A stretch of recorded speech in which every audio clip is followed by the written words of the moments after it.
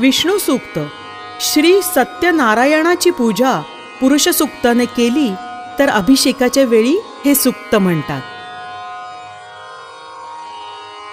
श्री गणेशाय नमः. श्री गुरुभ्यो नमः. हरि ओम. विष्णोर्मुखो वीर्याणि प्रवोचय्य पार्थिवानि विममे रजांसि यो अस्कभायदुत्तरौ सधस्थं विचक्रमाणस्त्रे दोरुगायः प्रतद्विष्णुस्तवते वीर्येण मृगो न भीमः कुचरो गिरिष्ठाः यस्योरुषूतिषु विक्रमाणे श्वधिक्षियन्ति भुवनानि विश्वा प्रविष्णवेषूषमे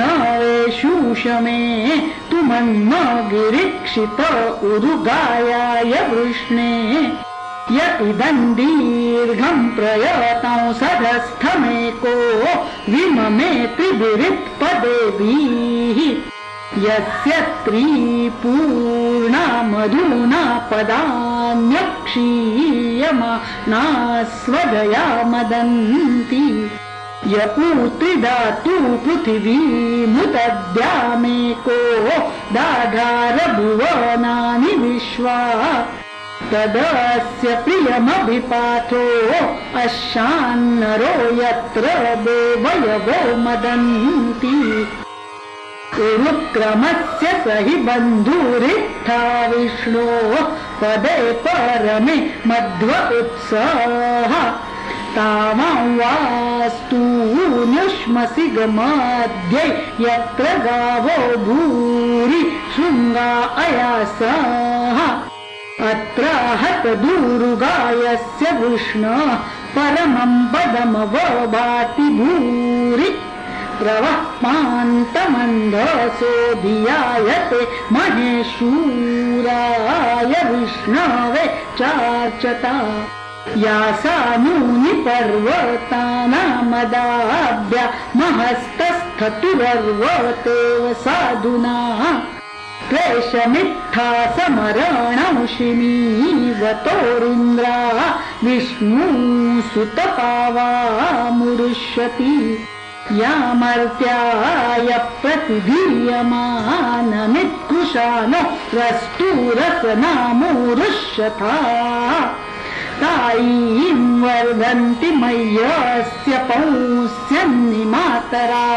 नयति रोतसे भुजे ददाति पुत्रो वरं परं पितुर्नाम तृतीयमधिरोचने दिवः तत्तदिदस्य पौंस्यं गृणीमसीनस्य त्रातुर वृकस्य मीनुषाः यत्पार्थिवानि त्रिभिरिद्विगा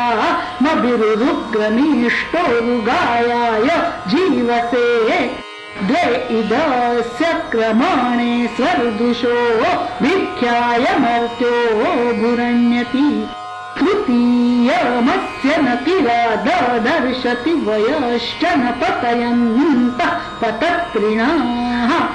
चतुर्भिः साकन्नवतिं च नामभिश्चक्रन्न वृत्तं यतीरविविपत